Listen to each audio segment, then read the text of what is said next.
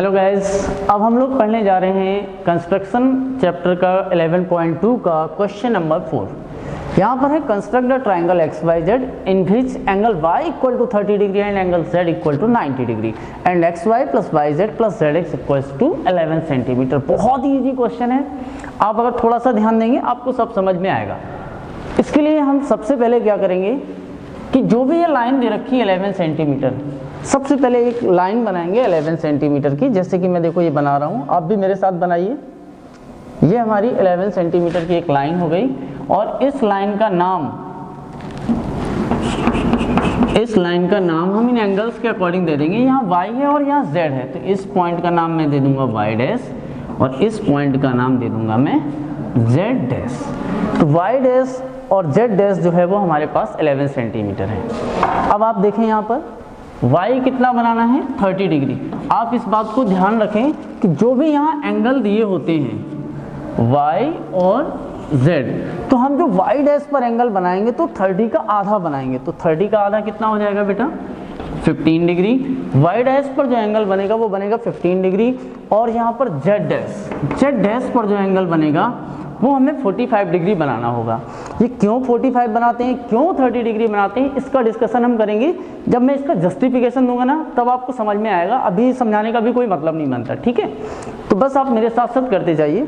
सबसे पहले आप देखें ये y डैश है और ये क्या है z डैश। जैसा मैंने बताया कि जो y है वहाँ y डैश पर कितना बनेगा 15 और z डैश पर कितना बनना है 45। तो सबसे पहले y डैश बनाते हैं हम। ये मैंने एक आर्क लिया, आप अपने हिसाब से आर्क ले सकते हैं, छोटा बड़ा आप जो आपके लिए सुटेबल हो। जहाँ तक हो छोटा ही आर्क लें, मीडियम का ले लें आप, बहुत छोटा भी अच्छा नहीं लगता। तो मुझे यहाँ पर y कितना बनाना है 15, तो ये तो हुआ बेटा मेरा 60। अब मैं इसका कर दूंगा आधा, ये बन गया मेरा 30 डिग्री। लेकिन मैंने बताया 30 नहीं बनाना, मुझे कितना बनाना है 15। तो पहले तो मैं थोड़ा सा 30 के लिए कंस्ट्रक्शन करूँगा और अब मैं इसका हाफ करने जा रहा हूं। तो अब इसका भी हाफ कर दूंगा मैं, फर्स्ट सेकंड। तो ये हो गया मेरा 15 डिग्री। अब इस पार्ट को थोड़ा सा आगे तक एक्सटेंड कर देते हैं।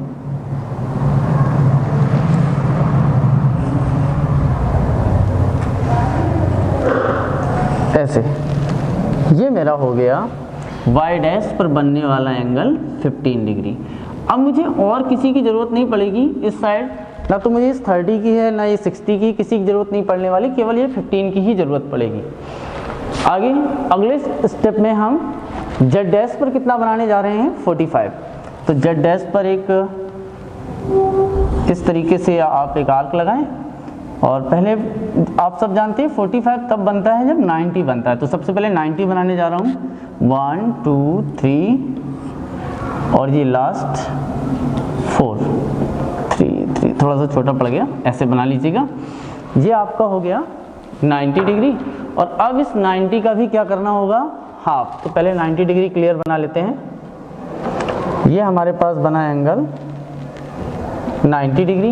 अब 90 का कर देते हैं हाफ। तो 90 का हाफ, थोड़ा सा मैं कलर इसकी बदल देता हूँ। जहाँ पर मैं 90 का हाफ करूँगा, ये आपका देख हमेशा बताता हूँ, इसी आर्क का ही ये जो सेमी सर्कल बना होता है इसी का आपको हाफ करना होता है। तो मैंने मोर देन हाफ डिस्टेंस ले ली, आप अपने हिसाब से कर लीजिएगा। 1 1 2। अच्छा, मुझे केवल यहाँ पर 45 बनाना है, तो मैंने एक आर्क ऐसे लगाया 1 और एक आप इधर से लगा दीजिए 2। ये क्या हुआ, इस पूरे पार्ट का हाफ हो गया। देख लें, दोबारा से देख लें, 1 और यहाँ ही रखना है, ये आप ऊपर नहीं ले जाएं। ये जो जहाँ पर इंटरसेक्शन है यहाँ नहीं लेके जाना। आपको ये जो व्हाइट वाली लाइन दिख रही है ना, ये येलो को जहाँ पर कट कर रही है, यहाँ से ही बनाना है। अब आगे इनको आपस में ज्वाइन कर दीजिए इस तरीके से। ये आपके पास जो एंगल आया ये है 45 डिग्री और इधर ये एंगल आपके पास जो है वो है 15 डिग्री। अब हम क्या करेंगे, यहाँ तक अगर आपकी समझ में आ गया है तो अब बहुत इजी होने वाला है। सबसे पहले दोबारा से मैं एक बार रिपीट कर देता हूँ। सबसे पहले हमने y डैश पर जितना अगर 30 लिखा है तो उसका आधा 15 बनाना है। z डैश पर अगर 90 लिखा है तो उसका आधा 45 बनाना है। अब ये दोनों लाइन जो ये 15 डिग्री का एंगल और 45 का डिग्री का एंगल जहाँ पर जाकर एक दूसरे को इंटरसेक्ट करें, इसी पॉइंट का नाम हम दे देंगे, y z को छोड़ के क्या बचा x, इस पॉइंट का नाम होगा हमारा x। अगर यहाँ तक कहानी आपको समझ में आ गई है तो अब क्वेश्चन बहुत इजी होने वाला है। नहीं समझ में आई है तो दोबारा रिवाइंड करके वीडियो देख लेना, समझ आपको पक्का समझ में आएगा। अब आगे थोड़ा सा बहुत इजी पार्ट रह गया है, y डैश x और x z डैश। पिछले क्वेश्चंस में हम क्या करते थे, जो भी लास्ट लाइन जुड़ती थी उसका बाइसेक्टर बनाते थे। इसमें भी हम लास्ट लाइन का बाइसेक्टर बनाएंगे, बट यहाँ पर एक प्रॉब्लम हो गई, ये क्लियर नहीं हो पा रहा लास्ट लाइन कौन है, y dash x last line है या z डैश x। तो हम क्या करेंगे, z डैश x का भी यहाँ पर परपेंडिकुलर बाइसेक्टर बनाएंगे और y डैश x का भी परपेंडिकुलर बाइसेक्टर बनाएंगे। तो जरा यहाँ पर देखते हैं, z डैश x का परपेंडिकुलर बाइसेक्टर बनाया तो मोर देन हाफ डिस्टेंस ले लें आप। फर्स्ट एक आर्क लगा दीजिए, यहाँ से भी एक आर्क लगा दीजिए, यही जो आपने आर्क इधर लगाया है वही आर्क आप इधर लगा दीजिए, और यही z डैश से भी, मतलब एक LHS पार्ट में आर्क लगाना है आपको और एक RHS में। यहाँ पर रख के z डैश पर एक फर्स्ट और इधर अदर साइड लगाना है, दोनों साइड लगाना है, इस साइड भी लगाना है और इस साइड भी, ठीक है। अब आप इनको ज्वाइन कर dीजिए, जहाँ पर ये आर्क एक दूसरे को कट कर रहे हैं, ये दोनों पॉइंट हैं, इनको दोनों को आप ज्वाइन कर दें तो कुछ इस तरीके से आपके पास लाइन आ जाएगी। और ये जो हमारी y डैश z डैश है उसे यहाँ पर आकर इंटरसेक्ट करेगा। तो जो y डैश z डैश को इस साइड से अगर परपेंडिकुलर बाइसेक्टर बनाते हैं तो z डैश के पास वाला जो भी पॉइंट आएगा, इसी पॉइंट का नाम आप z दे दीजिए। अब y डैश x का परपेंडिकुलर बाइसेक्टर बनाइए, y डैश और x, तो मोर देन हाफ डिस्टेंस ले लें आप, फर्स्ट सेकेंड, फर्स्ट और सेकेंड, इस तरीके से आर्क लग जाएंगे आपको और आप इन्हें ज्वाइन कर दें। हमने इन दोनों पॉइंट्स को ज्वाइन कर दिया। यहाँ परपेंडिकुलर बाइसेक्टर जो बनाया गया है वो एक्स वाई डैश का बनाया गया, ये भी कहीं ना कहीं जाकर वाई डैश जेड डैश को कट करेगी और इस पॉइंट का नाम, इधर वाई डैश था तो इसका नाम अब आप दे दीजिए वाई। आपके पास ट्राइंगल के तीनों पॉइंट आ चुके हैं, एक्स भी है, वाई भी है और जेड भी है। बस यहाँ केवल आपको इन तीनों को ज्वाइन करना है। जैसे मैंने ये देखिए एक्स और वाई को ज्वाइन कर दिया और यहाँ से y और x पॉइंट को ज्वाइन कर दिया। यही हमारा ये जो कंस्ट्रक्शन हुआ x, y, z, यही हमारा रिक्वायर्ड ट्रायंगल है जो हमें बनाना था। x, y, z is the required triangle. अब यहाँ पर ट्रायंगल बन गया। स्टेप ऑफ कंस्ट्रक्शन आप जो कर रहे हैं वो आप लिखते जाइएगा, बट मैं इसका जस्टिफिकेशन सिखा देता हूँ, बहुत इंपॉर्टेंट है। जस्टिफिकेशन बहुत पूछा जाता है और ये मैंने पहले भी वीडियो में बताया था शुरुआत में ही कि ये ऐसा क्यों किया गया है, ये मैं लास्ट में आपको कंसल्ट करूँगा। चलिए अब इसको समझते हैं। यहाँ पर मुझे ये दोनों बातें प्रूव करनी है।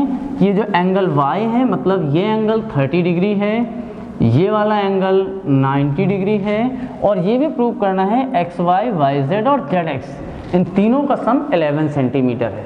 तो इसके लिए मैं एक यहाँ पर एक नाम दे देता हूँ, वाई डैश वाई एक्स, इसका एक नाम दे दिया। मान लीजिए ये पॉइंट जो है वो क्या है, ओ, ये वाला पॉइंट। यहाँ पर मैं इसका जस्टिफिकेशन दे रहा हूँ।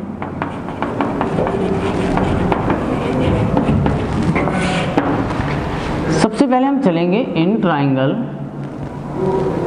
Y dash Y O and triangle X Y and O में। इन दोनों में आप देखिए ओ वाई डैश और ओ एक्स इक्वल है। बताएं क्यों इक्वल है बेटा? हाँ बिल्कुल सही, क्योंकि ये लाइन जो है ना ओ वाई, ये परपेंडिकुलर बाइसेक्टर है वाई डैश एक्स की। परपेंडिकुलर है इसका मतलब ये एंगल और ये एंगल भी बराबर होंगे। इनके मैंने नाम एंगल 1 इक्वल टू एंगल 2, ये हमने कंस्ट्रक्शन ऐसा कंस्ट्रक्शन ही किया है तो बाय कंस्ट्रक्शन लिख देंगे यहाँ पर। और 1 इक्वल टू 2 भी सेम रीजन है, ऐसा हमने यहाँ पर कंस्ट्रक्शन किया है। और आप देखें third thing O Y equal to O Y, ये दोनों ट्राइंगल के लिए कॉमन है। ठीक है बेटा। अब आप देखिए कि ये साइड मतलब वाई डैश ओ और एक्स ओ इक्वल हैं, 1 और 2 इक्वल हैं, और ओ वाई और ओ वाई इक्वल है। इसका क्या मीनिंग हुआ? साइड एंगल और साइड एस ए एस, ऐसे ऐसे दोनों ट्राइंगल क्या हो जाएंगे? Congruent. Then triangle Y dash Y O is equal to triangle is congruent to triangle. कौन सा ट्राइंगल बनेंगे? देखिए वाई डैश वाई और ओ, तो एक्स वाई और ओ, एक्स वाई ओ, तो Y dash Y O congruent हो जाएगा एक्स वाई ओ के। कौन सा क्राइटेरिया यूज कर रहे हैं? साइड, आफ्टर दैट एंगल और फिर side, S A S criteria से दोनों ट्राइंगल आपके कॉन्ग्रुएंट आ जाएंगे। अब जब ये दोनों ट्राइंगल कॉन्ग्रुएंट हो गए तो बाय सीपीसीटी आपके पास आ जाएगा, क्या आएगा? देखिए Y dash Y equal to Y X, यहाँ से भी देख सकते हैं Y dash Y equal to Y X या एक्स वाई कुछ भी लिख दें, Y dash Y equal to X Y and angle Y equal to angle X, and angle Y equal to angle X equal to, अगर ये 15 है तो ये भी कितना हो जाएगा बेटा? 15 डिग्री। अब जरा यहाँ पर गौर करिए आगे, देखिए वाई डैश वाई किसके इक्वल हो गया है? एक्स वाई के, तो मतलब ये वाला पार्ट तो इधर आ गया। ऐसे ही ये 15 है और ये एंगल भी कितना है आपके पास? 15, ये वाला एंगल अभी अभी हमने प्रूव किया ना, वाई डैश और एंगल एक्स कितना है? 15, तो ये भी 15 है और ये भी 15 है। तो अगर मैं Y dash Y X triangle में देखूं, in triangle Y dash Y और एक्स, अगर इस ट्राइंगल में देखा जाए तो X Y Z exterior angle होगा कि नहीं होगा? जरा देखें, एंगल एक्स वाई और जेड एक्सटीरियर एंगल होगा, और exterior angle interior opposite angle का सम होता है, तो ये हो जाएगा X Y Z equal to angle Y dash plus angle X. तो वाई डैश देखें ये भी 15 ये भी 15, या हम डायरेक्टली लिख सकते हैं X Y Z equal to 15 plus 15 exterior angle property, exterior angle property. तो एक्स वाई जेड आपके पास 15 प्लस 15 30 कितना हो जाएगा? X Y Z equal to आ गया, या एंगल वाई सीधे लिख लो, एंगल वाई कितना हो जाएगा? 15 प्लस 15 यानी कि 30 डिग्री। अब देखिए एंगल वाई कितना आ गया? 30, और यहाँ पर एंगल वाई 30 आया। वाई डैश वाई किसके इक्वल है? वाई एक्स के, ये हम पहले ही प्रूव कर चुके हैं। वाई डैश वाई किसके इक्वल है? एक्स वाई के या वाई एक्स के, कोई प्रॉब्लम नहीं है वहाँ पर। सिमिलरली अगर हम यहाँ पर देखें इन ट्राइंगल एक्स जेड और जेड डैश में अगर देखा जाए तो सेम प्रोसेस है। ये 45 है, ये इसका परपेंडिकुलर बाइसेक्टर ड्रॉ किया गया है, तो ये 45 है, तो ये भी कितना हो जाएगा? 45, और एक्सटीरियर एंगल से ये एंगल कितना होगा? 45 प्लस 45 यानी 90। तो यहाँ पर हम डायरेक्टली लिख सकते हैं सिमिलरली एंगल Z या एक्स जेड वाई लिख सकते हैं, angle X Z Y 45 plus 45 यानी कि कितना हो जाएगा? 90 डिग्री। एंड सेकेंड कंडीशन है X Z equal to Z Z dash, X Z भी किसके इक्वल हो जाएगा? जेड जेड डैश के। अभी क्लियर हुआ? सारी बातें समझ में आ रही हैं? तो एक्स जेड किसके इक्वल हो गया? जेड जेड डैश के। अब जरा मैं जो हमें ये प्रूव करना था X Y Y Z Z X equal to 11 centimetre. तो अब हमें यहाँ पर सबसे पहले वाई डैश और जेड डैश देखें जरा। वाई डैश और जेड डैश हमने कितना मान रखा था, कितना हमने यहाँ पर लिखा था 11 सेंटीमीटर। ये तो आपको प्रूव ही हो गया कि ये 60 हो गया, सॉरी ये 30 हो गया और ये कितना हो गया 90। अब हमें केवल ये प्रूव करना रह गया एक्स वाई वाई जेड और जेड एक्स का सम 11 होगा। अब देखिए वाई डैश जेड में कितनी चीज़ें हैं, Y dash Y Y Z plus Z Z dash भी हमारे पास कितना है 11 सेंटीमीटर है। अब मैंने यहाँ पर वाई वाई डैश किसके इक्वल प्रूव किया था, एक्स वाई के। तो इस वाई डैश वाई किसके इक्वल था, एक्स वाई के। तो इस वाई डैश वाई की जगह मैं क्या लिख सकता हूँ, X Y plus Y Z की जगह वाई जेड की जगह वाई जेड ही रहेगा प्लस जेड जेड डैश। अभी जब हम सिमिलरली इसको प्रूव करेंगे तो ये क्या हो जाएगा, X Z is equal to 11 centimetre. यहाँ पर हमने ये बात इक्वेशन फर्स्ट और इसे क्या लिख दो, इक्वेशन नंबर सेकेंड। यहाँ पर लिख दीजिए फ्रॉम फर्स्ट एंड सेकेंड। तो हमने ये बात एक्स वाई वाई जेड और जेड एक्स भी कितना आ गया 11 सेंटीमीटर। इस तरीके से हम इसका जस्टिफिकेशन दे सकते हैं। ठीक है बेटा, ये हमारा एनसीईआरटी का 5th क्वेश्चन है। देखिएगा, construct the right angle triangle whose base is 12 centimetre and sum of its hypotenuse and other side is 18 centimetre angle. तो अब यहाँ पर आप देखिए कि अगर हम एक रफ स्केच बना लें, मान लेते हैं कि एक रफ स्केच हमने बनाया ए बी और सी। इस रफ स्केच में इसके बेस को अगर हम ए बी नाम दे दें, इसे पॉइंट सी दे दें, इसे ए दे दें, तो ए बी हमारे पास होना चाहिए 12, एंगल बी हमारा होना चाहिए, ए बी हमारे पास होना चाहिए 12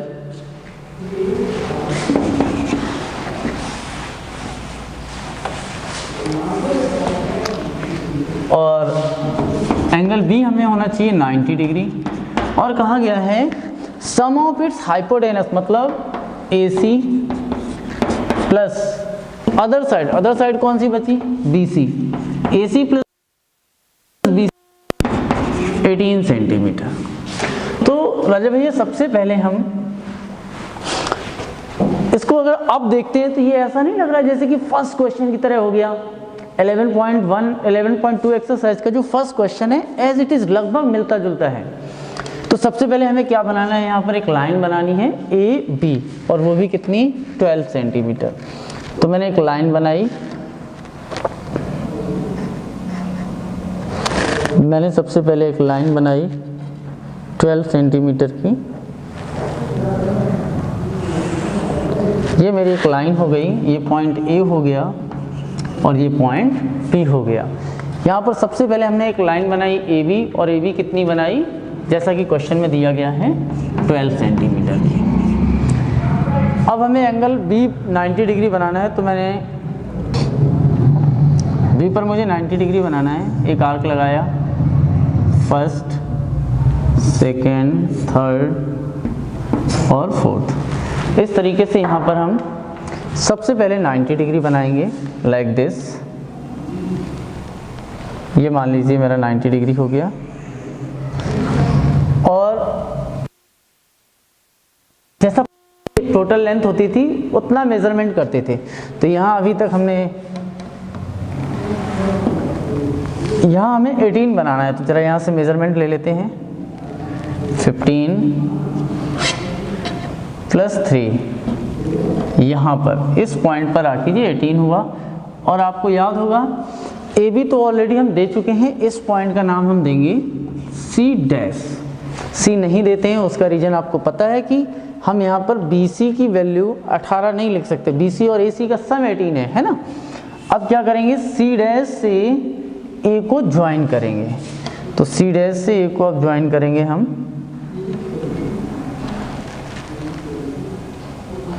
सी डैश को हम ए से ज्वाइन कर देंगे। इस तरीके से सी डैश और ए बन जाएगा हमारे पास। इसके बाद जैसा आप पहले फर्स्ट क्वेश्चन में हमने किया था, या जितने भी क्वेश्चन है जो भी लास्ट लाइन अपन ज्वाइन करते थे उसी का हमेशा परपेंडिकुलर बाइसेक्टर बनाते थे कि नहीं बनाते थे। तो अब AC डैश का परपेंडिकुलर बाइसेक्टर बनेगा पॉइंट ए पर इसका शार्प एज रखें और मोर देन हाफ डिस्टेंस लेकर आइदर साइड दो आर्क बनाइए, फर्स्ट सेकेंड, इधर भी फर्स्ट और सेकेंड। तो ये दो पॉइंट आए, फर्स्ट एंड सेकेंड। अब इन दोनों पॉइंट्स को आप ज्वाइन कर दीजिए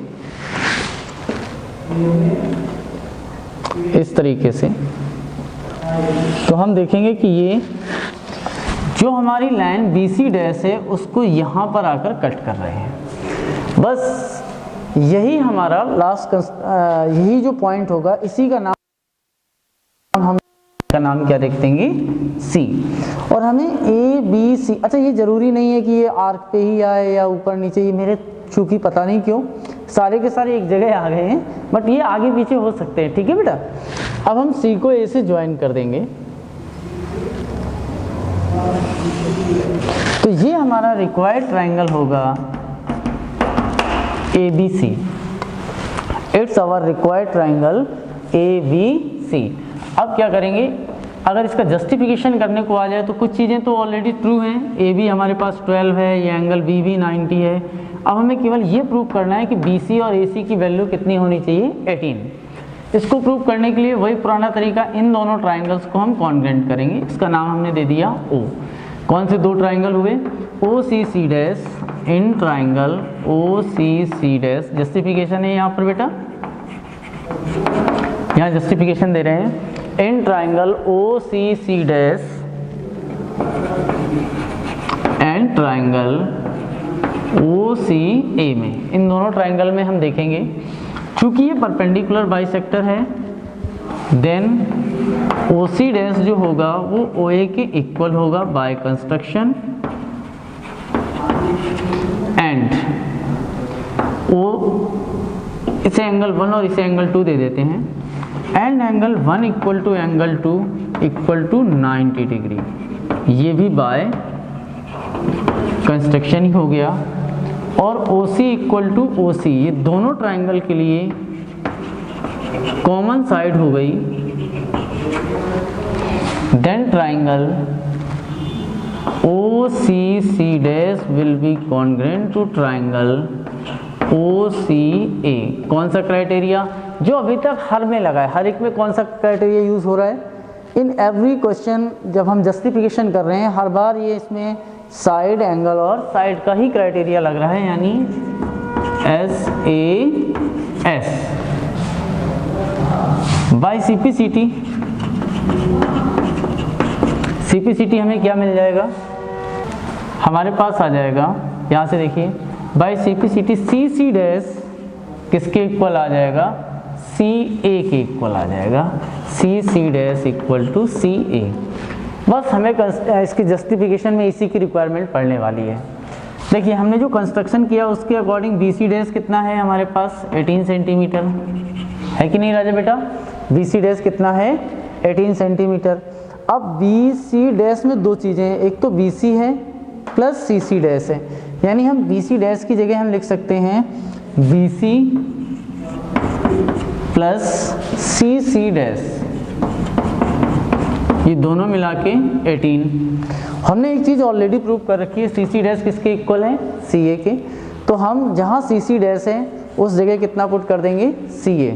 तो यहाँ बनेगा हमारा BC plus CA equal to 18। बस हमारी यही रिक्वायरमेंट थी कि BC और CA का सम कितना प्रूव हो जाए, 18।